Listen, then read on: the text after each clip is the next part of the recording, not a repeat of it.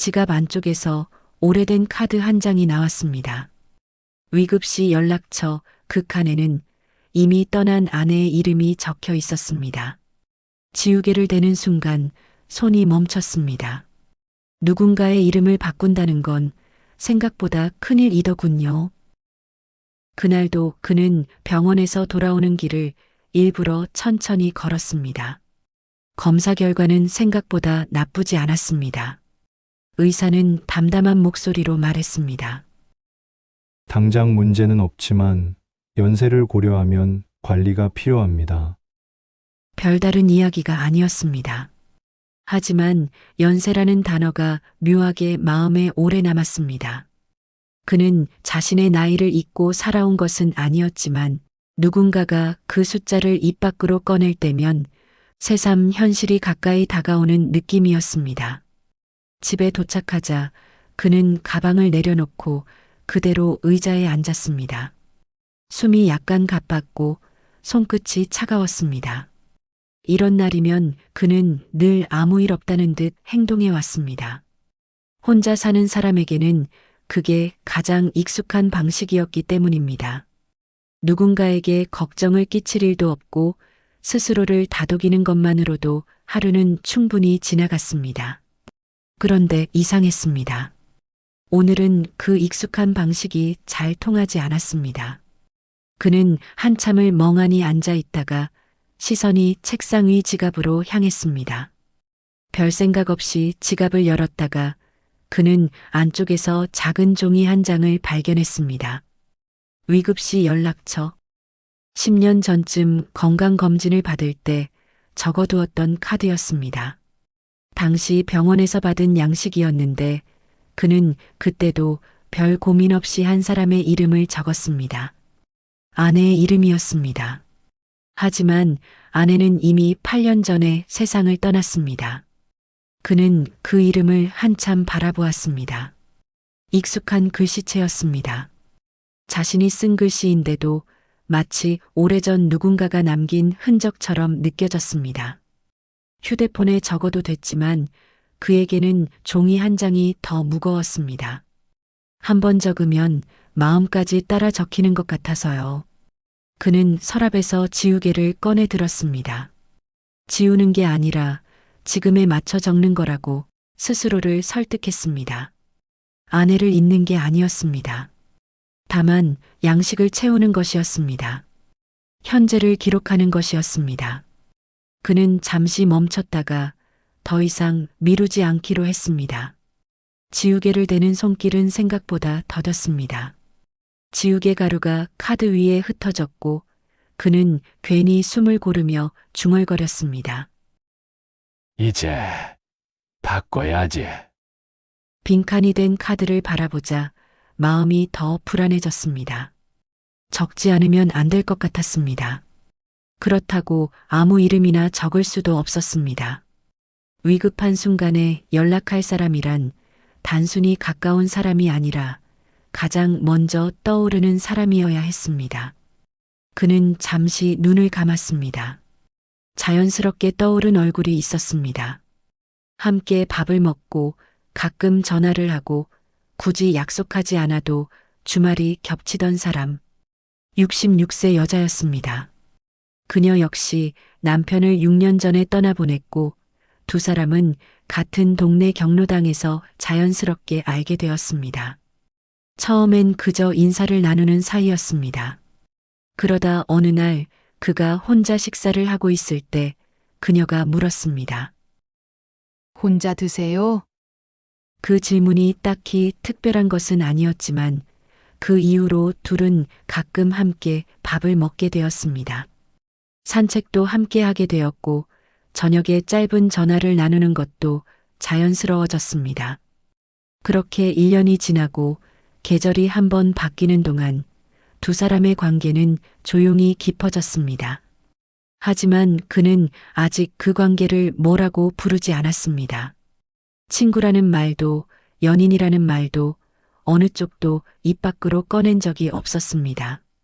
그런데 지금 그의 손은 펜을 향하고 있었습니다. 펜 끝이 떨렸습니다. 첫 글자를 적는데 생각보다 오래 걸렸습니다.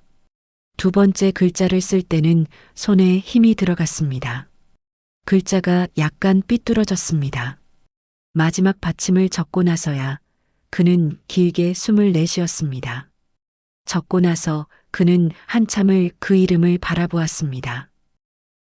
이건 너무 앞서간 건가?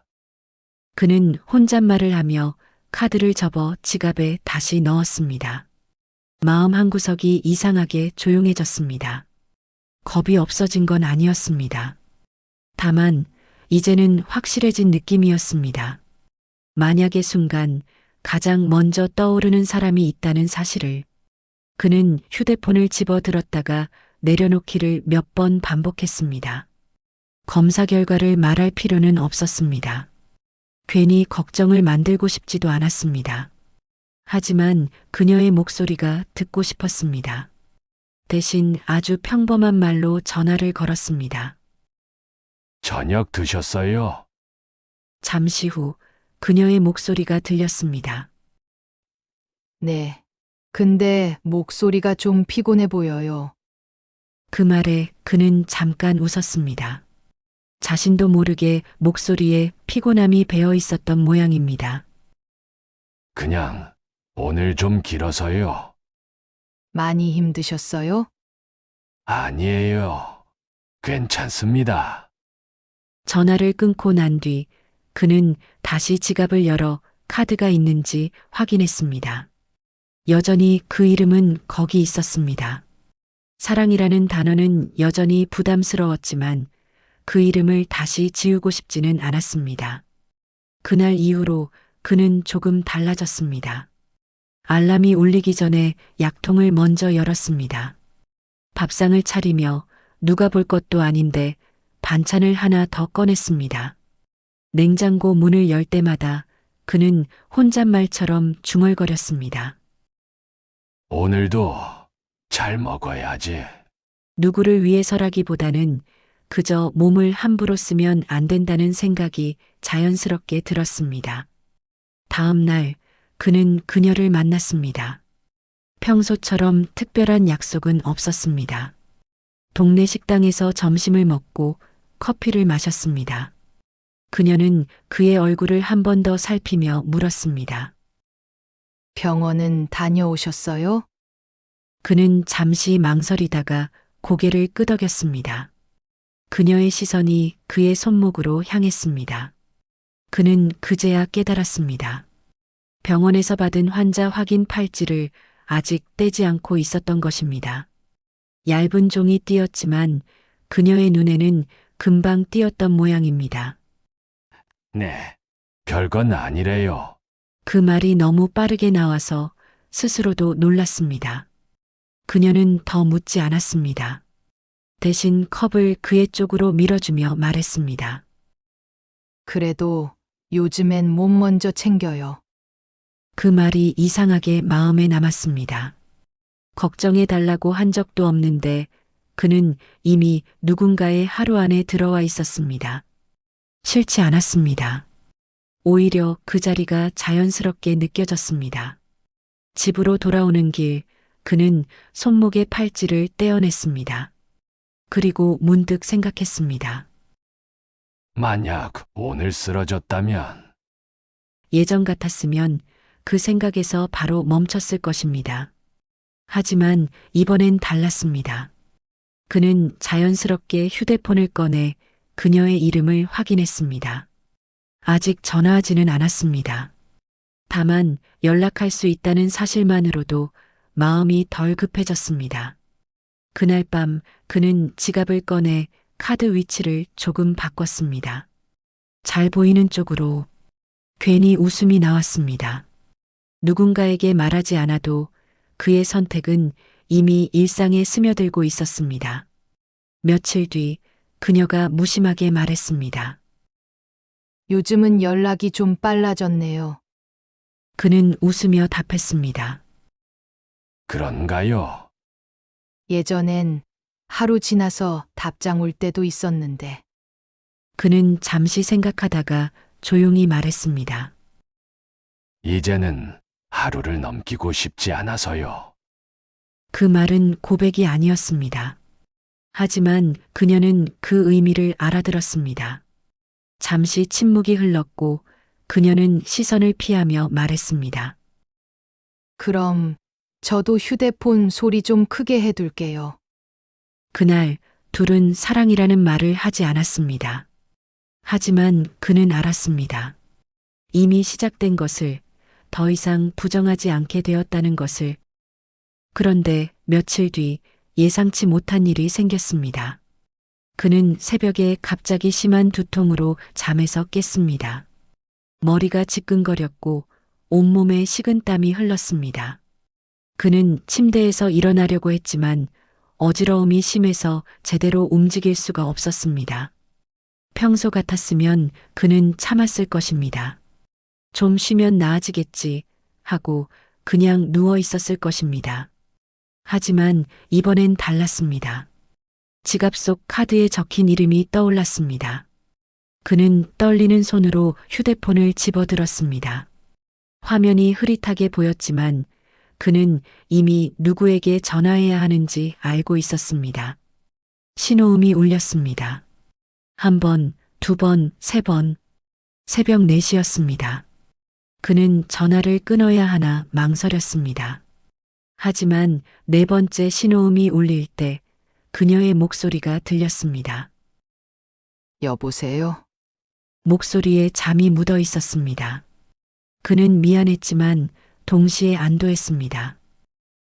저 죄송합니다. 새벽에 무슨 일이에요? 목소리가 이상해요. 그게 머리가 좀 아파서요. 많이요? 네, 좀 그녀의 목소리가 급해졌습니다. 지금 집에 계세요? 주소 알려주세요. 괜찮습니다. 그냥 목소리를 듣고 싶어서. 주소요. 그녀의 말투가 단호했습니다. 그는 더 이상 거절할 수 없었습니다. 주소를 말하자 그녀는 짧게 대답했습니다. 15분 안에 갈게요. 그때까지 전화 끊지 마세요. 다행히 그녀는 바로 앞 동네에 살았습니다. 새벽이었지만 큰 길 쪽에서 택시가 금방 잡혔습니다. 전화기 너머로 그녀가 움직이는 소리가 들렸습니다. 옷을 챙기는 소리, 현관문을 여는 소리, 택시 기사에게 주소를 말하는 소리. 그는 그 소리를 들으며 가만히 누워 있었습니다. 이상하게도 숨이 조금 고르게 쉬어졌습니다. 지금 택시 탔어요. 곧 도착해요. 죄송합니다. 새벽에 이렇게. 괜찮아요. 그냥 혼자 있지 말았어야 했는데. 그 말이 무슨 뜻인지 그는 물어보고 싶었습니다. 하지만 머리가 아파서 그는 그냥 눈을 감고 그녀의 목소리를 들었습니다. 그녀는 계속 말을 걸어왔습니다. 별것 아닌 이야기들이었습니다. 오늘 날씨가 어떻다는 것, 아침에 뭘 먹을지 고민이라는 것. 하지만 그 목소리가 그를 깨어있게 만들었습니다. 정확히 13분 뒤 초인종이 울렸습니다. 그는 힘을 내서 문을 열었고 그녀가 서 있었습니다. 아직 화장도 하지 않은 얼굴이었고 외투를 급하게 입은 모습이었습니다. 하지만 그는 그 모습이 고마웠습니다. 들어가도 돼요? 그는 고개를 끄덕였습니다. 그녀는 안으로 들어와서 그를 소파에 앉혔습니다. 찬물을 가져다 주고 이마에 손을 얹어 열을 확인했습니다. 병원 가야 할 것 같아요. 좀 쉬면 괜찮을 겁니다. 아니에요. 지금 가야 해요. 그녀의 목소리에는 여지가 없었습니다. 그는 더 이상 거절하지 못했습니다. 근처 응급실이 다행히 차로 10분 거리였습니다. 두 사람은 새벽 응급실로 향했습니다. 택시 안에서 그는 창밖을 보며 생각했습니다. 이것이 바로 그가 카드에 이름을 적은 이유였습니다. 만약의 순간 곁에 있어줄 사람. 말하지 않아도 달려올 사람. 응급실에서 검사를 받고 다행히 큰 문제는 없었습니다. 과로와 스트레스로 인한 일시적인 증상이라는 진단이었습니다. 의사는 충분한 휴식을 권했고 그는 고개를 끄덕였습니다. 병원을 나와서 그는 그녀를 바라보았습니다. 그녀는 새벽부터 그를 돌보느라 피곤한 기색이었지만 불평 한마디 없었습니다. 정말 감사합니다. 그녀는 고개를 저었습니다. 당연한 거예요. 당연한 게 그가 말을 잇지 못하자 그녀가 먼저 말했습니다. 저한테 언제든 연락하세요. 이런 일 있으면. 그 말에 그는 잠시 침묵했습니다. 그리고 조심스럽게 물었습니다. 혹시 지갑에 위급시 연락처 적어두셨어요? 그녀는 잠시 그를 바라보다가 천천히 고개를 끄덕였습니다. 네. 며칠 전에 누구 이름을 적으셨는데요? 그녀는 대답 대신 작게 웃었습니다. 그 웃음이 모든 것을 말해주었습니다. 두 사람은 아무 말 없이 걸었습니다.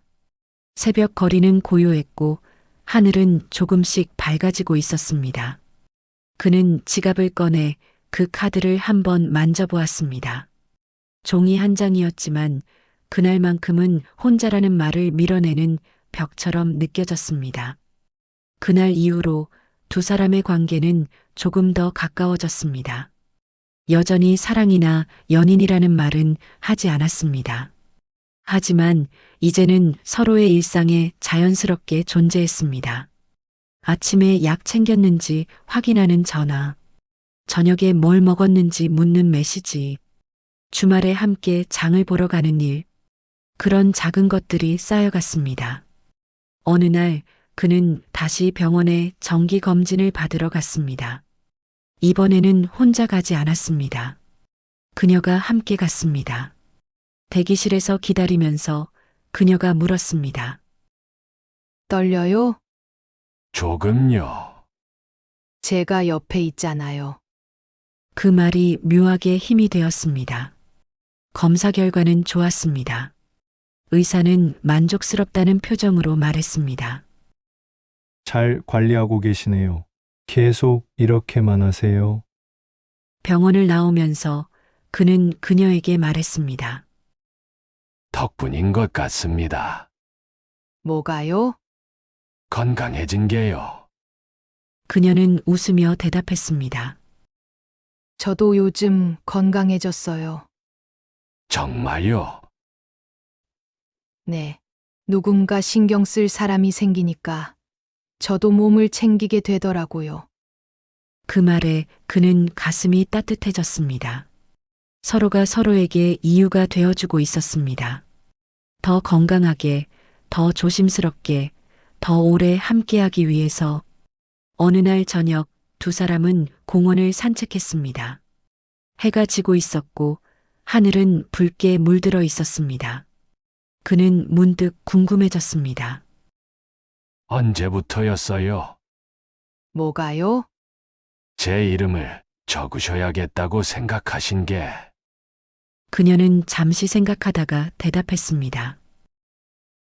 글쎄요. 정확히는 모르겠어요. 그냥 어느 순간부터 당신 생각을 하면 마음이 편해지더라고요. 저도요. 두 사람은 벤치에 앉았습니다.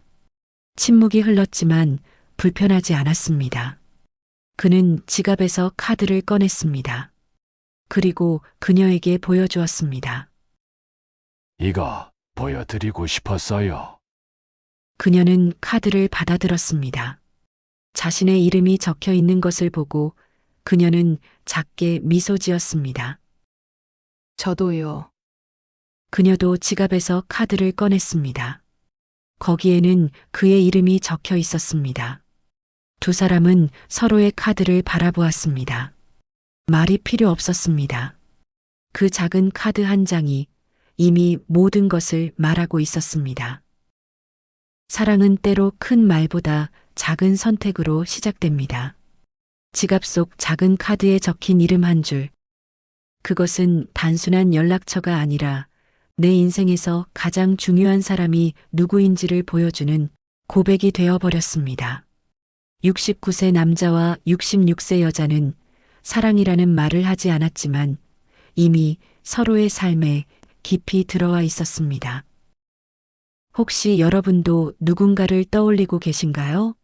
말로 하지 못했지만 마음속으로 이미 선택한 사람이 있으신가요? 그렇다면 오늘 작은 용기를 내보시는 건 어떨까요? 말이 아니어도 괜찮습니다. 작은 행동 하나로도 당신의 마음은 충분히 전해질 테니까요. 오늘 이야기가 마음에 남으셨다면 조용히 함께 해주세요. 댓글로 여러분의 말하지 못한 이름을 들려주셔도 좋습니다.